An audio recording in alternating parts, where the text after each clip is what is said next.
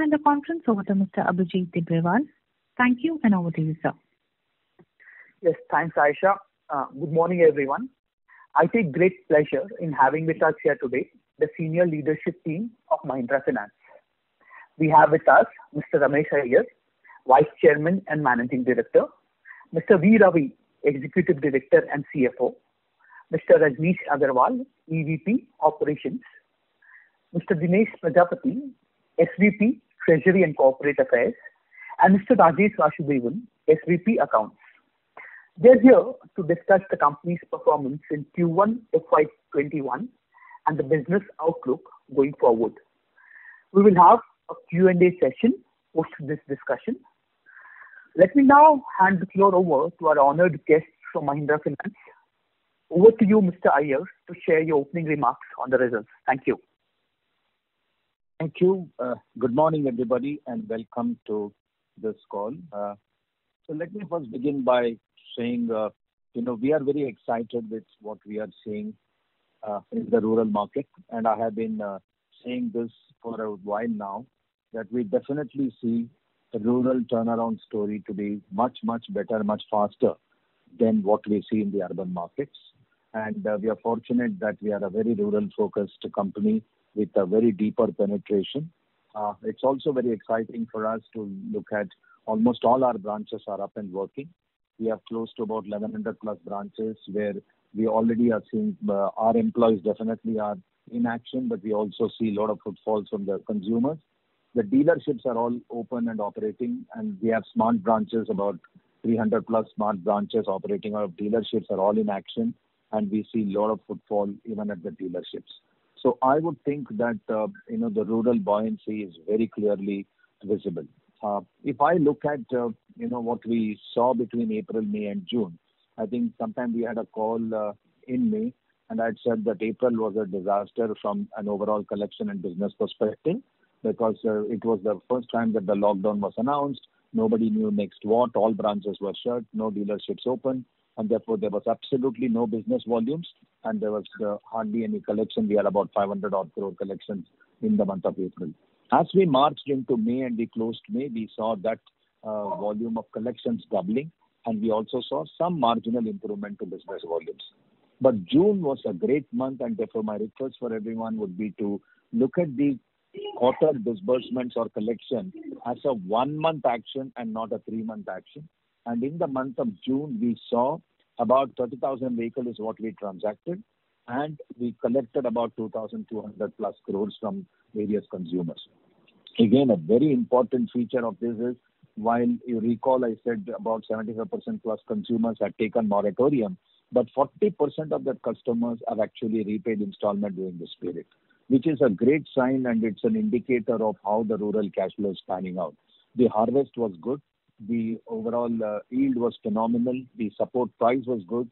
And very interestingly, the cash flows also came in on time, and we see buoyancy continuing even in July out of the farm cash flow. So definitely we see things changing for good from rural perspective, both from business and collection point of view.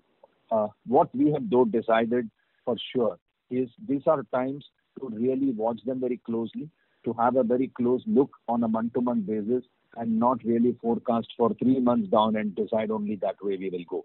So we would look at it very closely.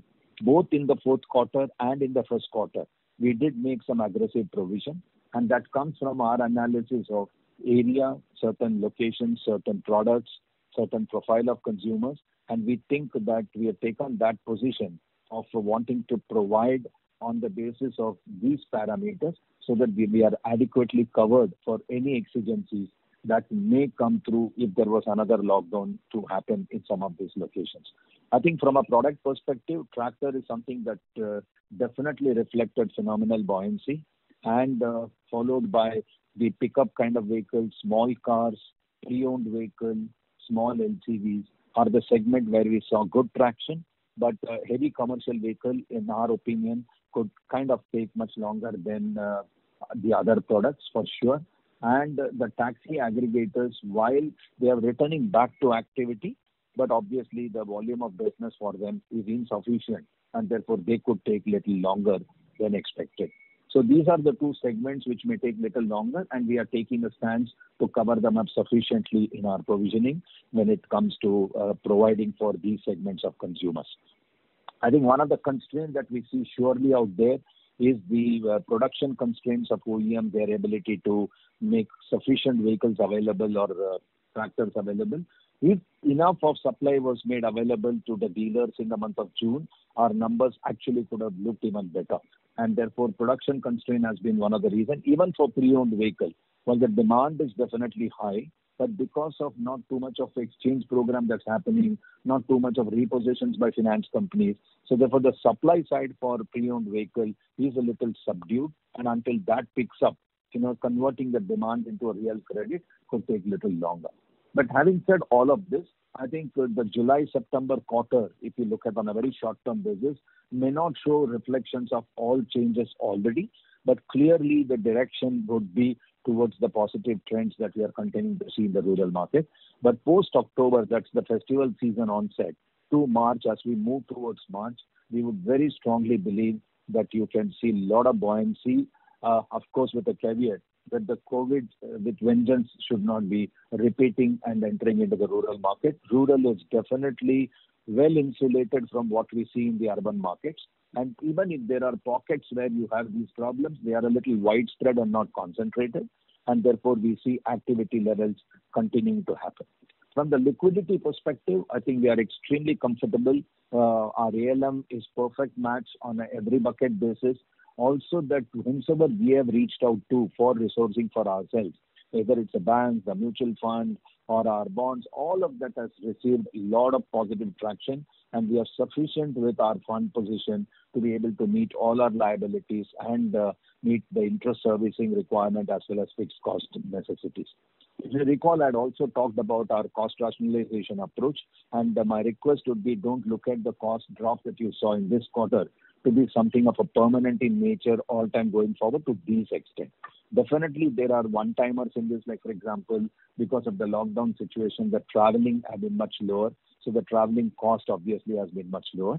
But as market open up, as the business starts to happen, collection starts to improve, I'm sure people will need to travel, etc. And there will be some cost that would come back from that direction. But nevertheless, we are confident and very confident about at least a 15-20% drop in the overall cost that we have taken very, very strong and specific initiatives, like whether on the branch rationalization, whether rent renegotiation, whether the security services, whether the BPO services, whether the branding and advertising cost, and even using technology more efficiently and bringing down the people cost in terms of traveling, etc., will lead to that. When I talk of this, I am not yet talking about the people cost reduction. Definitely one decision that we have taken is that we are not recruiting as we were in the previous years until things completely normalize. And therefore, you would also see some saving arising out of no major addition happening. We have moved about 5% of our fixed cost into a variable. That would bring about some change for sure. And we have taken a view on the increments to be deferred for the first quarter or second quarter, and then a view would be taken only post things starts to happen. So those could be some additional benefit that could flow this year, but they would over a period of time possibly will catch up. But I'm reasonably confident and sure that from our cost level that we were 2.853% kind of a situation, as I said last time as well, we have taken a very aggressive stand to bring it to 2% level. Not in a hurry will that reach to 2% level, but we will move towards 2.6, 2.4 before we reach the 2% level. And we have very clear visibility of all of this. So net, if I have to kind of summarize what we see on the marketplace, I think we are very, very comfortably poised to get the benefit of what's happening in the rural market. I just want to draw reference to, one point of time activity. The rural completely depends on two cash flow, which is the farm cash flow and the infra cash flow. The farm cash flow for the first harvest was very good.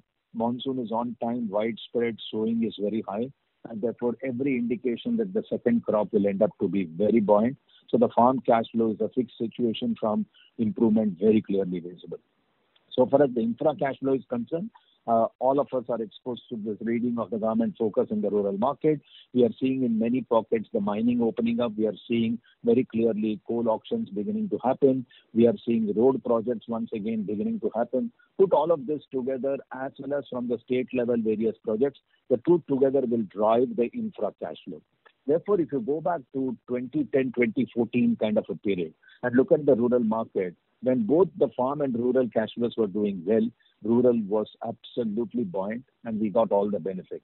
Our hope and belief clearly is in that direction, that between 2021 to 24, you would see most of these infrastructure projects on a state-by-state basis opening up. That would be one source of employment generation and labor absorption and asset absorption. So therefore, we do think very strongly that the asset volumes will start to pick up, and we are betting on post-October things will start showing up and the labor absorption would be better, and overall, therefore, we see the cash flow improvement happening from the rural market. Having said all of this is the reason why we want to be ready with capital. While our capital adequacy is appropriate and adequate at this stage, we do believe that if all that we are forecasting do turn out to be a reality out there, then our consuming of capital would be at a much faster pace, and therefore we think we need to raise adequate capital and be ready to embark on that opportunity that emerges from the rural market. Now, if we therefore decide that we want to go through this capital raise, the thought was to do it the best way possible in this situation, and therefore the right issue was the program that was decided upon. My request to all of you would be, when you look at the price at which we have gone to the right issue, it has absolutely no relevance and logic to explain as to why 76% discount. So don't look at it from a discount to the market perspective. Look at it from why at 50 rupees. This is our 25th year. This is our silver jubilee year. And we were contemplating on what is the best way to compensate all our shareholders. And the only way that we thought was, since we are coming out with the right issue, if we were to make it attractive for the shareholders, we would be able to allow every shareholder to be able to participate. All of you have been our great friends in the most difficult time to the most good time. Everyone has participated and helped us to be where we are. And this is our most simplest and the sincere way of thanking the shareholders to have been a great partner with us. And that's the only reason why we thought that we must price it extremely attractive for everybody to be able to participate and not look at it from a discount to the market perspective. And therefore, the logic for raising capital is very clearly growth-oriented, and the purpose of pricing is to be extremely shareholder-friendly and compensating. I think put all of this together, we very strongly feel and are very, very energetic and positive about the trends that we see in the rural market. I think with our penetration, with our large employee local base, with a very large customer base and relationship with every OEM, and with absolute readiness with both capital and debt, I think we are in the right space, in the right position at the right time.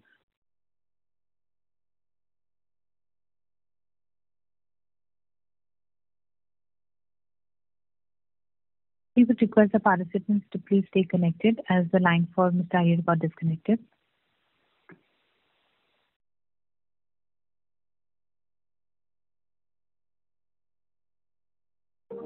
तुम्ही ज्या व्यक्तीशी बोलत आहात त्यांनी तुमच्या कॉलला होल्डवर ठेवला.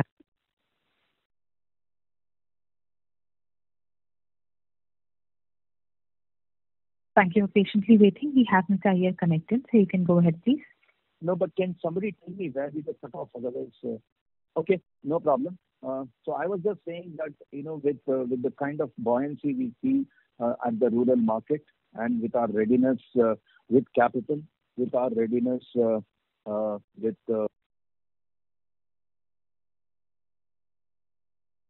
We would request the participants to please stay connected while we connect Mr. Iyer back. His line got disconnected.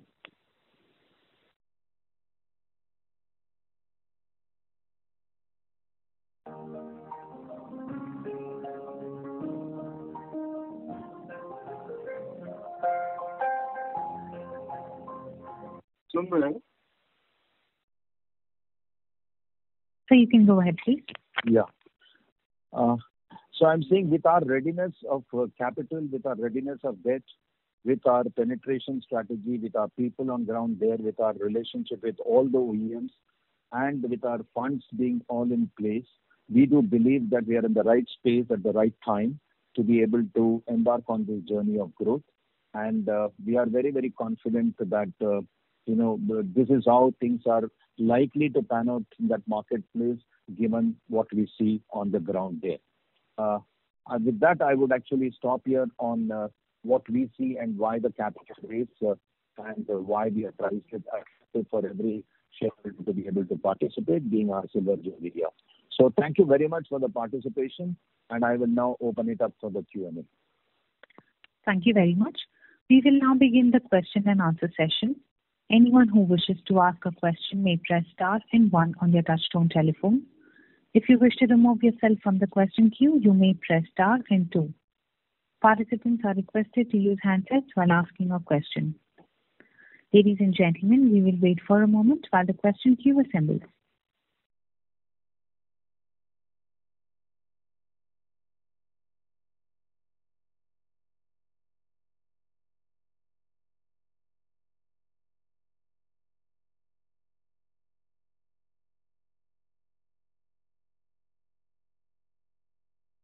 The first question is from the line.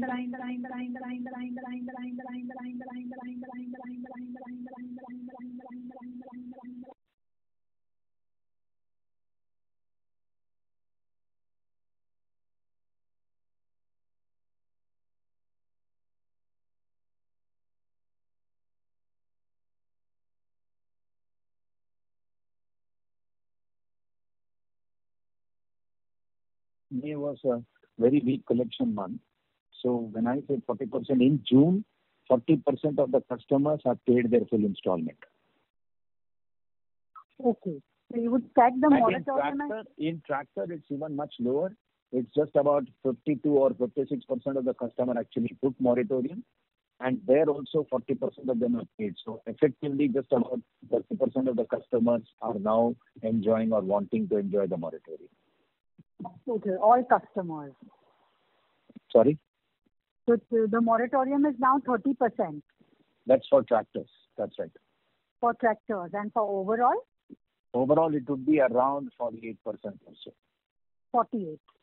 And that would, according to me, will further go down as we see July, August, because if that's a trend we have already seen in the first quarter, even we see the visibility of cash flow, and we will start this decline being seen also in these 2 months.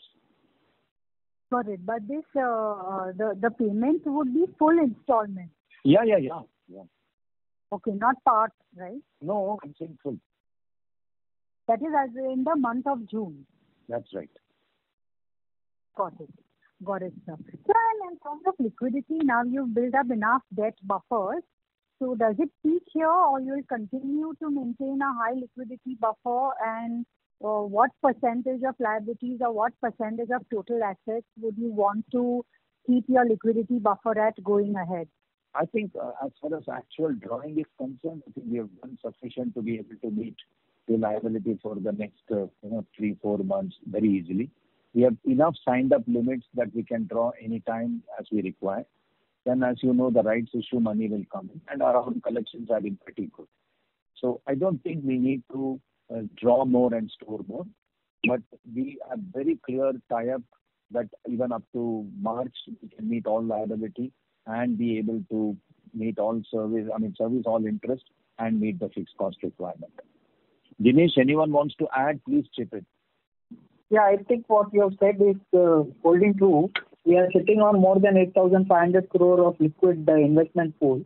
So that should, plus the sanction line and the collection trend what we are experiencing, given the drop in the business volume at the marketplace, this should be good enough from the point of view of the current liquidity position. Okay, thank you so much. Thank you. The next question is from the line of Subrat Dwivedi from SBI Life. Please go ahead. Yeah, hi sir. Thanks for taking my question. So on the moratorium front, you mentioned that 75% was the moratorium earlier, and out of that pool, 40% have paid up. So somebody gets out of a moratorium, I guess, only when he clears the existing EMI of the month plus the whatever accrued EMIs and overdues were there of previous month.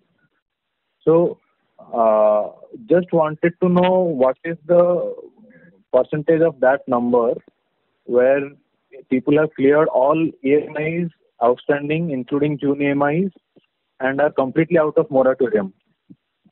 No. So whether they pay or not, they will all be out of moratorium at the end of August.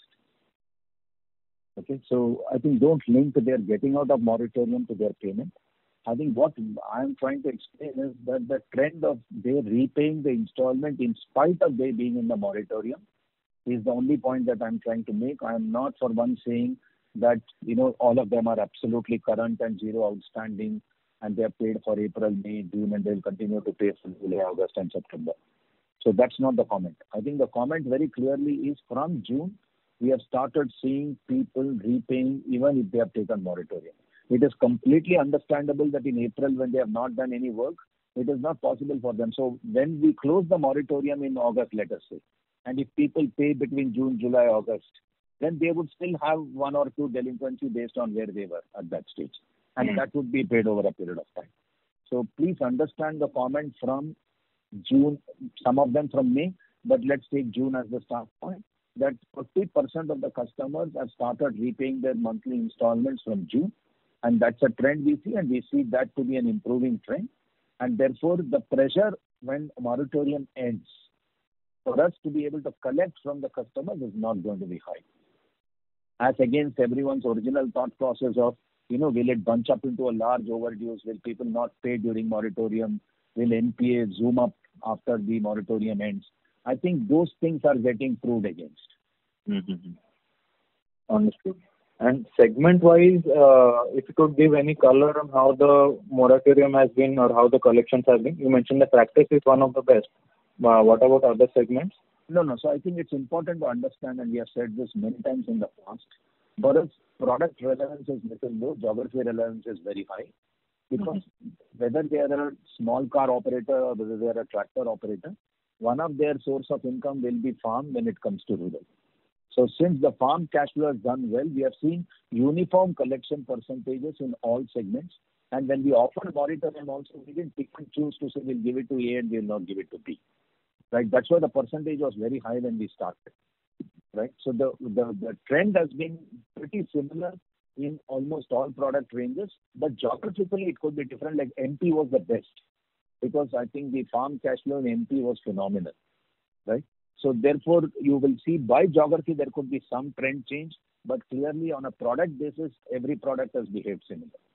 Except, of course, heavy commercial vehicle, where though the collection was good, but the fleet operators and all of them have to start earning so that they can pay their sub-operator. And we don't finance large fleet operators. We have people with 1 vehicle, 3 vehicles, and they could take little longer. Okay. And so one last thing, in the car segment, what percentage would be the taxi aggregators like Ola, Uber, which will take longer to? No, very small percentage. Out of our total 20 lakh customer, the total aggregator volume is, I think, about 80,000. 80,000. Sorry? 80,000, sir. That's what I said. 80,000 is what we have. And of that, we are seeing at least about 30-40% of them, again, are on the street. But yes, are they earning like before? The clear answer is no. So even if you were to consider, it is about 80,000 customers to whom we have financed these kind of vehicles. And we are in touch with all of them. And they were all very current until the lockdown really happened. Mm-hmm. And we do believe that as September lockdown opens up, they may not be in a position to start paying immediately from September. But post-festival from October, November, we can start seeing some return of these products, able to service their loans. They will possibly require lowering of the EMI, and therefore we may have to consider some longer periods for repayment for them. Okay.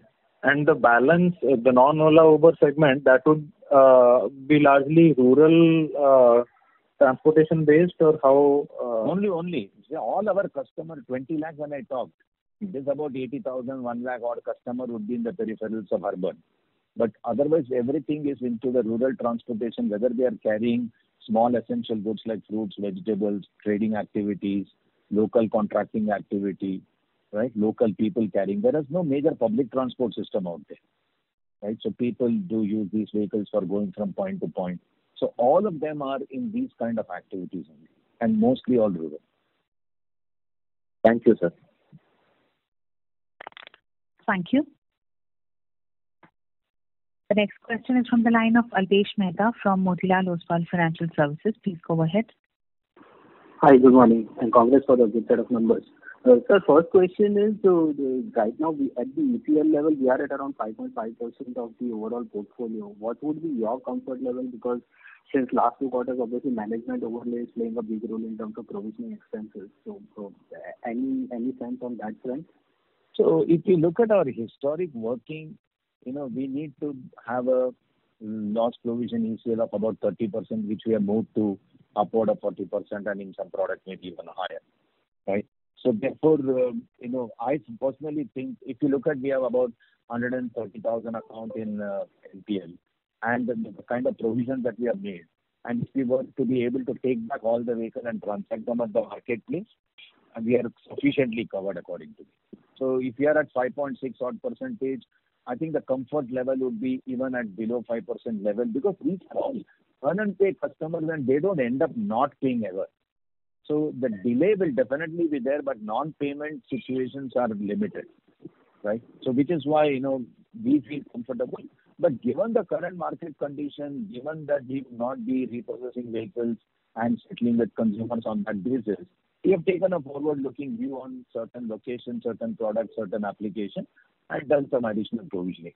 I think when things starts to improve, we may see this to be possibly slightly on the higher side.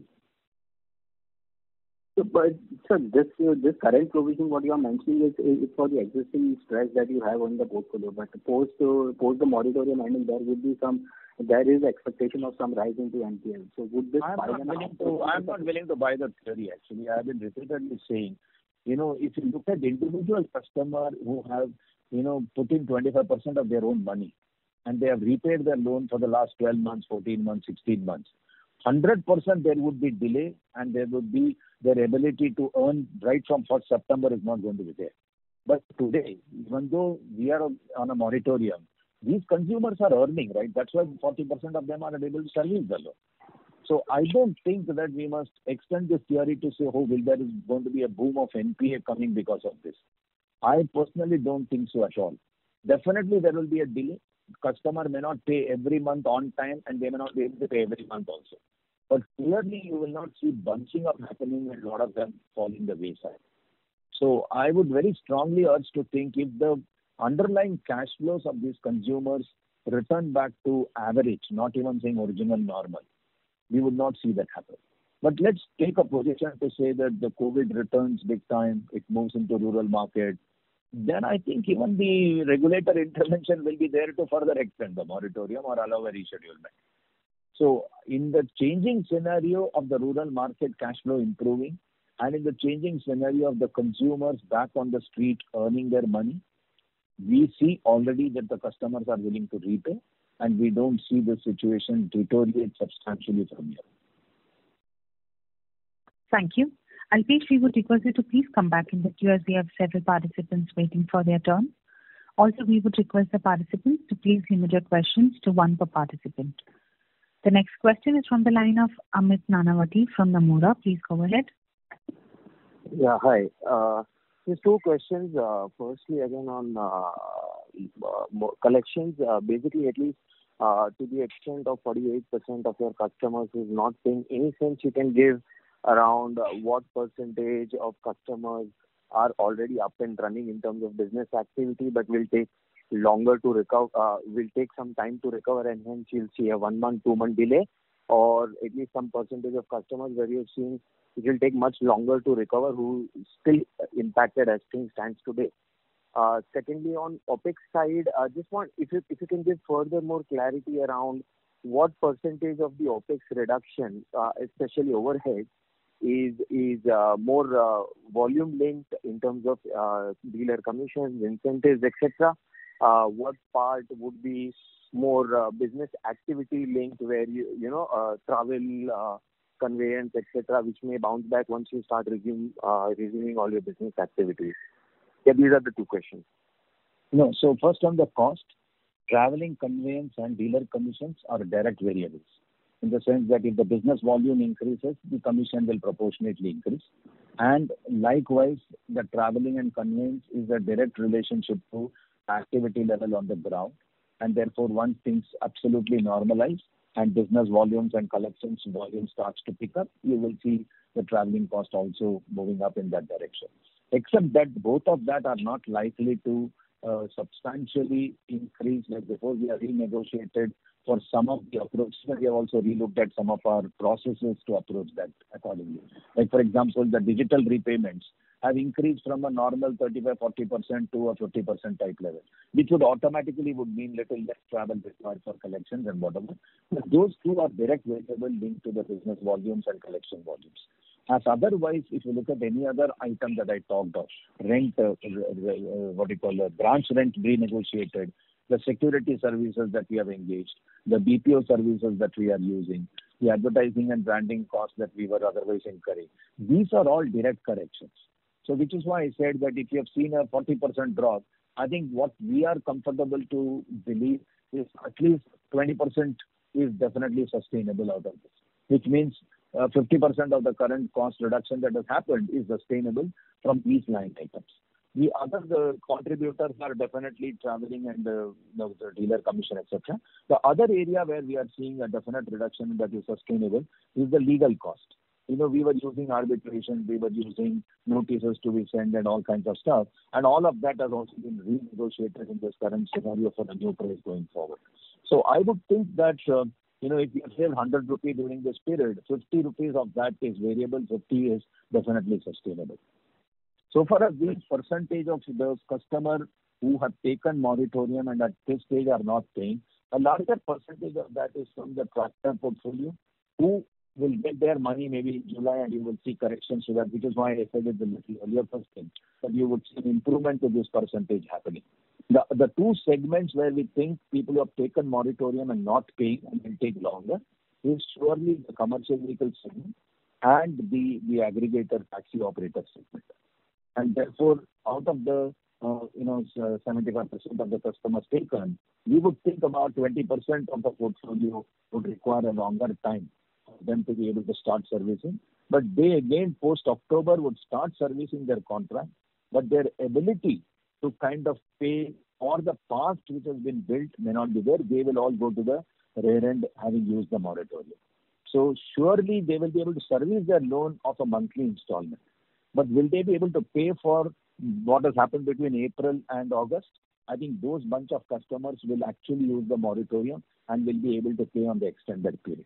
The other 50% of them would definitely actually clear their past dues and their moratorium will actually get adjusted between September going into March. Thank you. Amit, we would request you to please come back in the question queue for any follow-up questions. The next question is from the line of Sanket Chheda from B&K Securities. Please go ahead. Hello. Thank you for the opportunity. Sir, as we believe that the rural economy will revive much faster than urban economy, my question was more towards that normally what recoveries we see in the second half of the year, we didn't see that in FY20 and hence we exited FY20 with already high stock of NPA. Also in first quarter, there is an increase in delinquencies. How do you see it panning out in second half of FY21 and what credit cost guidance would you like to spell out, if any? That's. Yeah, so like you said, we already saw the increase in NPA in the previous year. And then if you see the first quarter, it has not gone up as much as one would have normally seen in the rural market for two reasons. One, of course, because of the consumers who are under moratorium, not everybody got exposed to that kind of movement forward. And even within the other 25-30% who did not take moratorium, it's only about 10,000 consumers who moved into the moratorium space during this period. Definitely, we don't see a substantial increase, and I'm repeating myself from what I said earlier. We don't see a bunching up and increasing of NPA happening post-lockdown and as things open up between October and March, because this year the farm cash flow for sure would be again much, much better than what we have seen in the past, and that would help the recovery of dues from this customer. My understanding is that if we hold on to where we are at this stage, we could actually start seeing improvement in these numbers as we move into March. But definitely, increase is not something that is forecasted by us, or that's not the visibility that we are talking about. Sure, sir. That helps. That helps. Thank you. The next question is from the line of Udit Kariwala from Ambit Capital. Please go ahead. Yeah. Hello, sir. Am I audible? Yeah, you are. Yeah. Sir, I just have two questions. First is that, sir, you mentioned about, we were discussing on the call about the price of rights issue, and we appreciate that it's the 25th year. Then why not?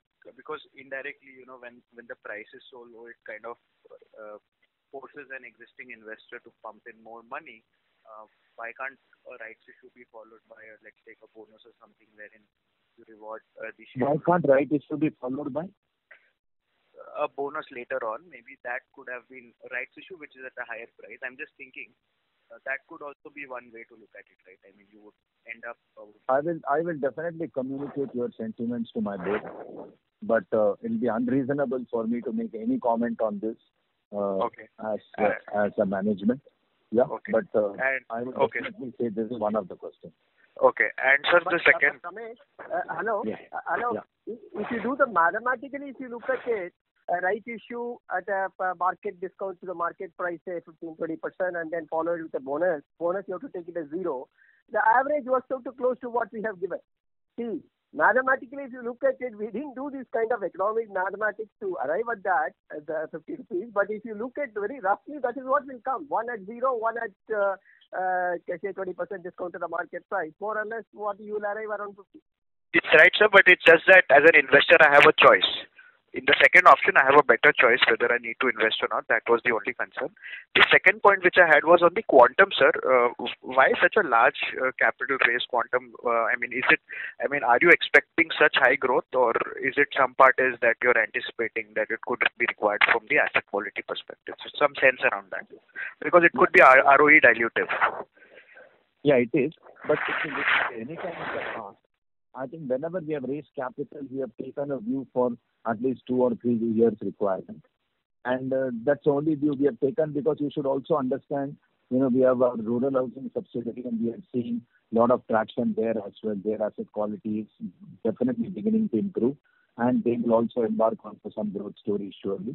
And if we continue to support and invest in that business, that will need some support for sure. But more importantly, we are definitely seeing the rural turnaround and the growth story returning, and it will absorb a substantial portion of this capital. But yes, would you require 3,000, could it have been 2,200, 2,500 is anybody's discussion and debate. But we think that this is an adequate size with which we are comfortable to meet all requirements for the next 2 to 3 years for sure.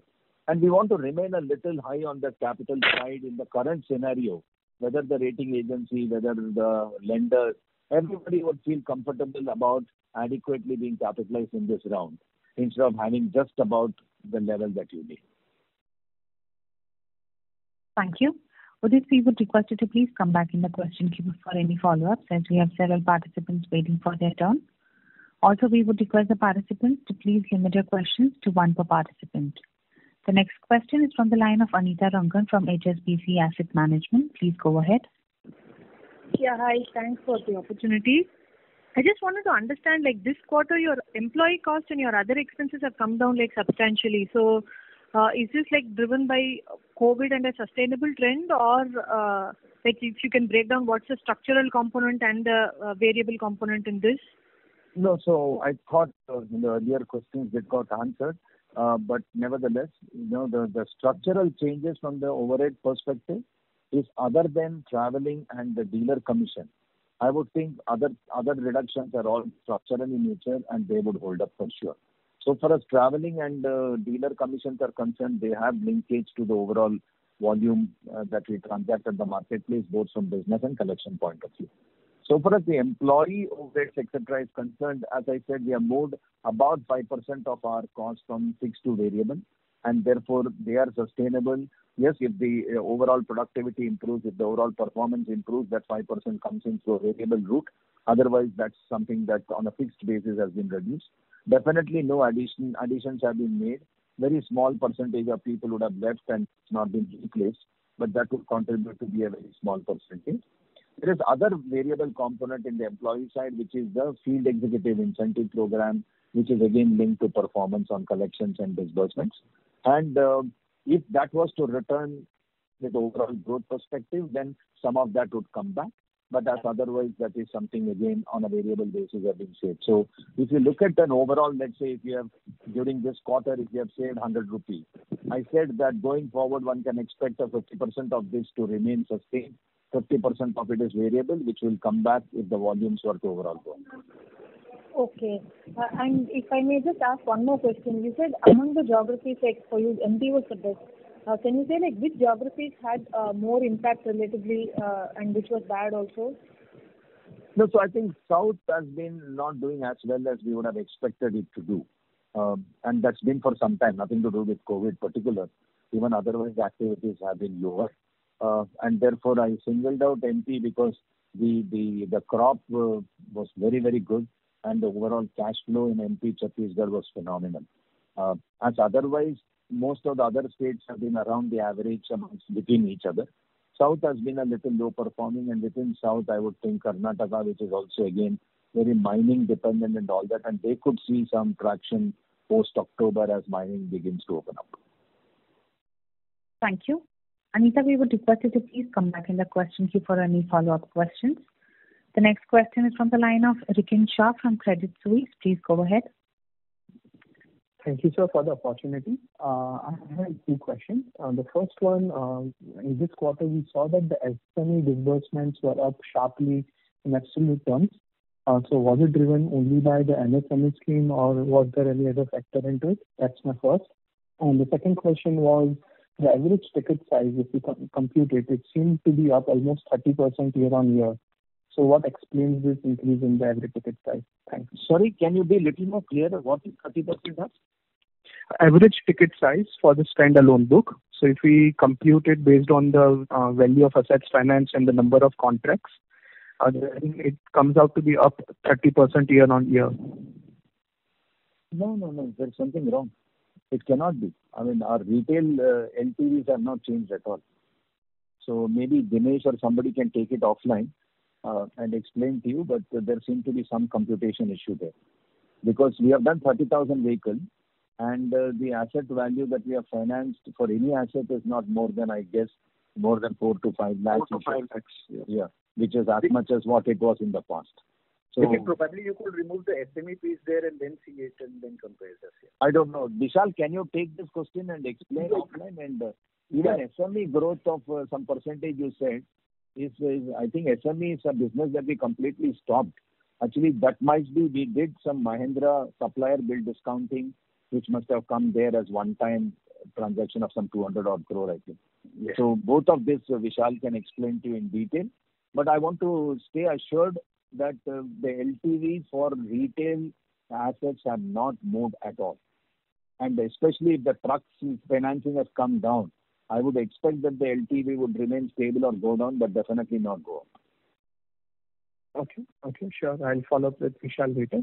And secondly, regarding the RWA to total assets ratio, so in FY19 it used to be 87%, in FY20 it has come off to 76%. So does the RBI regulation back from earlier this year explain this decline? Sorry, Dinesh, you want to explain? Hello? Can you just... Yeah. So I was mentioning that in FY19, the RWA intensity, which is RWA to total asset ratio, was 87%, and it declined to 76% in FY20. So was the RBI regulation earlier in this year solely responsible, or was there any change in the mix and that resulted in lower ratio? No, so this is outcome of the liquidity pool. So if you see the total asset, there is a liquid investment pool has gone up. Given that what we have created a liquidity buffer of more than 8,500 crore, and all the investment which is parked in the fixed deposits of the banks and this kind of investment pool do not carry a risk weight, and which is the reason why the RWA will come down. Okay. So we should expect that as the liquidity drag unfolds, this ratio can gradually inch up again. Yeah, because there has been no regulatory change to the risk weightage. There is no regulatory change on this front. Yeah. Okay, thank you. Thank you. The next question is from the line of Umang Shah from HSBC Securities. Please go ahead. Yeah, hi. Thanks for the opportunity. I've got two questions. One is, in this quarter, if you could just throw some color as to where the slippages have come from, given the fact that a large part of our book was already under moratorium and therefore the DPD freezing. And second, on the data point, if you could share two data points. What is the moratorium by value? Would it be similar to the proportion of customers? And what proportion of morat customers would not have made any payments so far? No, so value to moratorium and number, I think, is more or less same. They are not very different from each other. Maybe 2-3% lower, or it will be around that. So there is nothing. And on people who have not paid, as I said, out of 70-odd% who took moratorium, 40% are paid.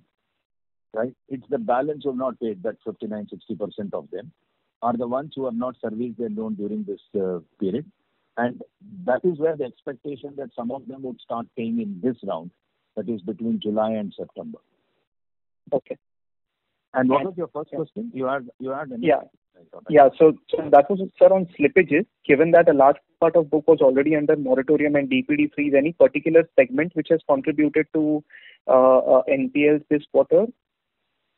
No, so mainly, many of the tractor customers did not want moratorium because they were expecting their cash flows to come in, and wherever there would have been a shift from June to July cash, right, they would have moved into an NPA. That's why about 8,000-10,000 contracts would have moved there. And I am very hopeful that I think out of that 11,000, 8,000 was tractor. And this would reverse itself in this round because the money has now come in and our collections are good as we see even in July. All right, perfect. Thank you and all the best. Thank you. The next question is from the line of Nidesh Jain from Investec Asset Management. Please go ahead. Thanks for the opportunity, sir. So what will be the credit cost estimate or guidance or aspiration for FY21?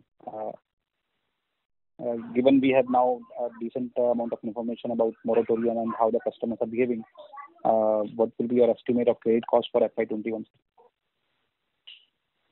No, so our endeavor is to work hard to take the net NPA levels to 4%. Okay. And I think definitely we will see improvement through collections, and as market opens up, we would also have an opportunity to repossess and negotiate with customer and close.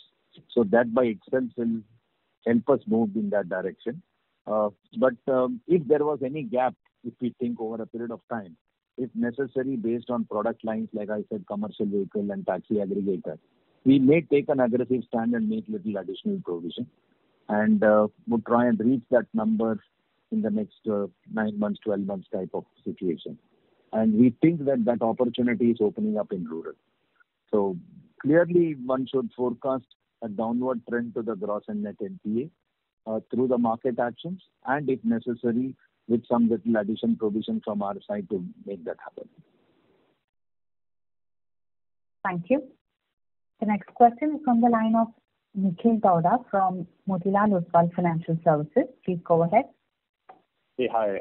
Thank you, sir, and congratulations on 25 years. Just one clarification question I had here, which was on the moratorium. The percentages that you mentioned is the value, right, and not the number, right? No, so somebody asked that question. So we have seen both value and number-wise, the percentages are almost same. No, so 48% overall when you say customers, that's by number or value? That's what I'm saying. Both number and value is almost same. So they are not very different. Yes. Okay. Thanks so much. Thank you. The next question is from the line of Piran Engineer from Motilal Oswal Financial Services. Please go ahead.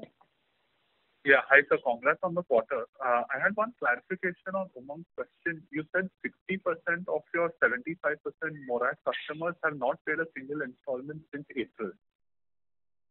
Is my understanding correct? Not a single? You got cut in between? No. Not a? So out of your Morat pool of customers, 60% have not paid a single installment since April, not even part payment. Is that correct?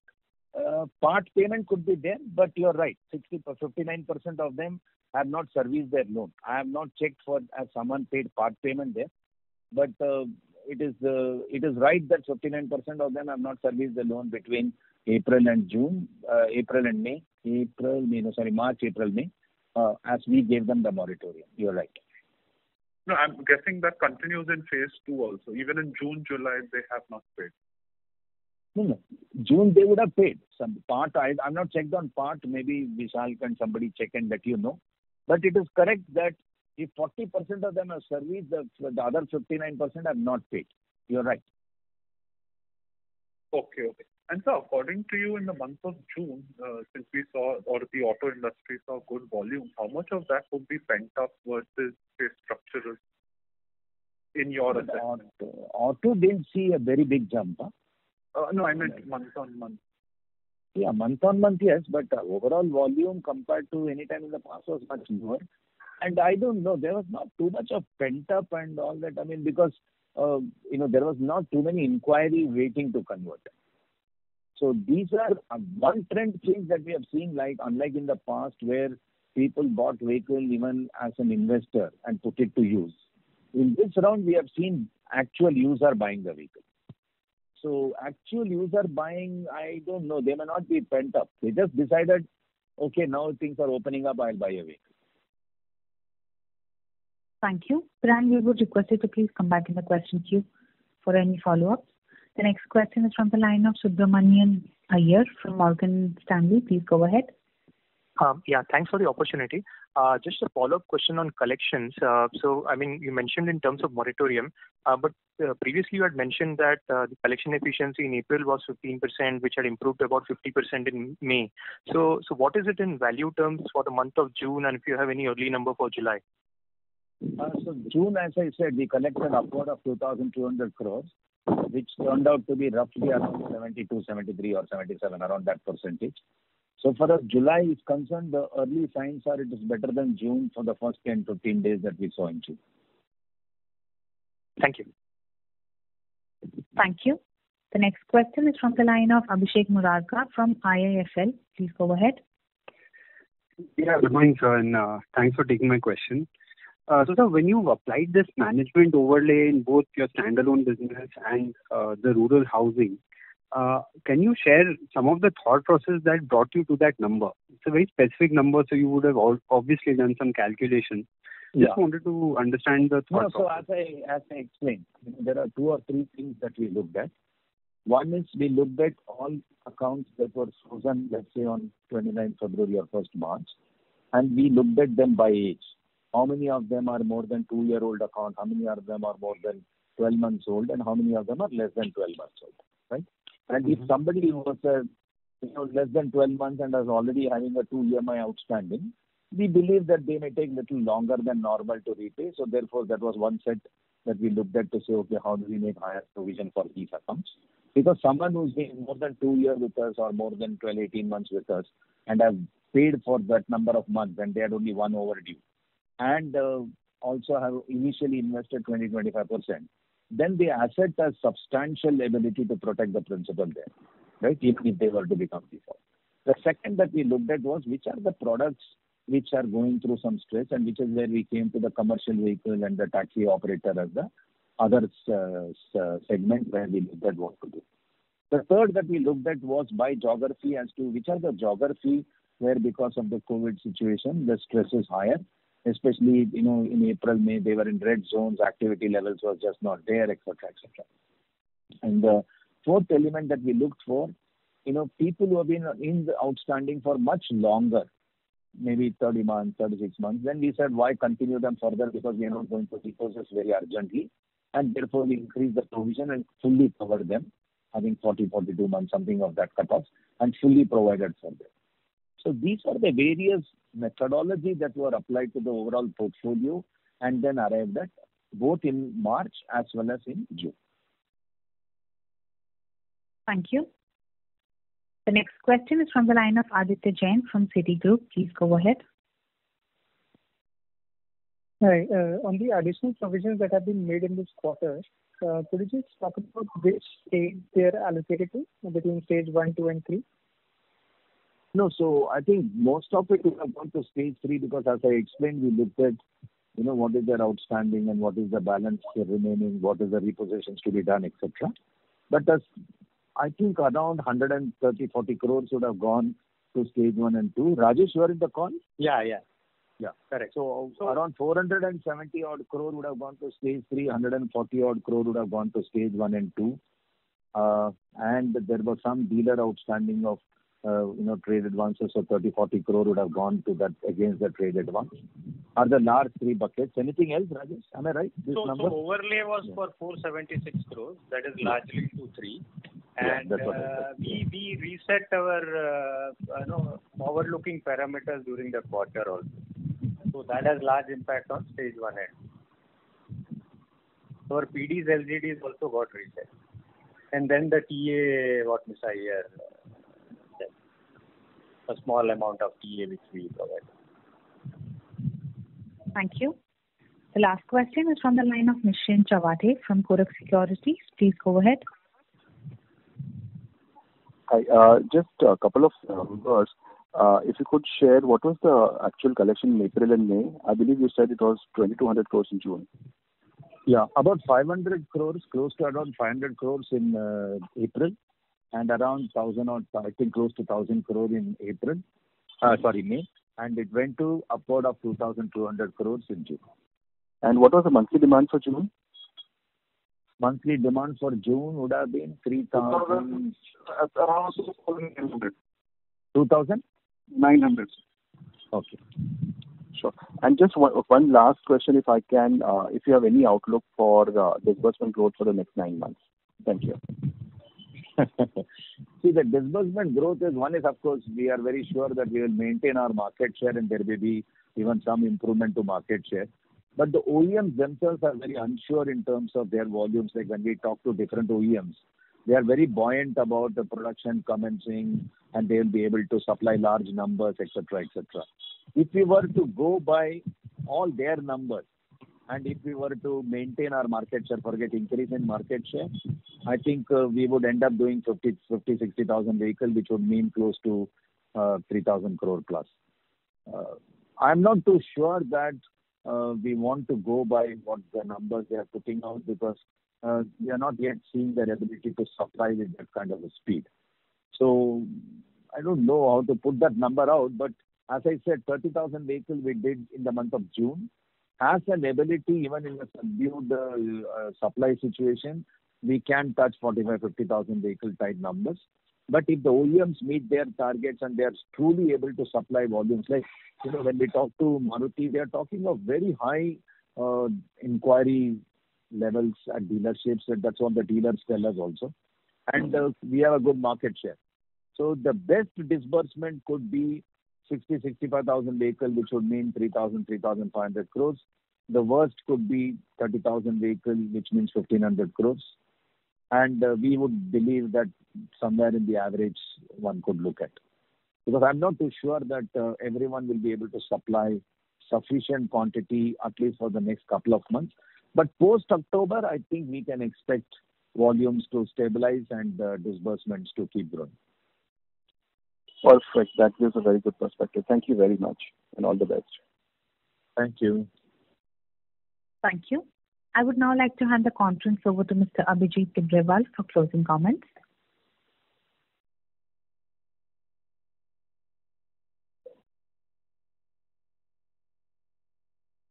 Mr. Tibrewal, your line is in talk mode. You can go ahead, please.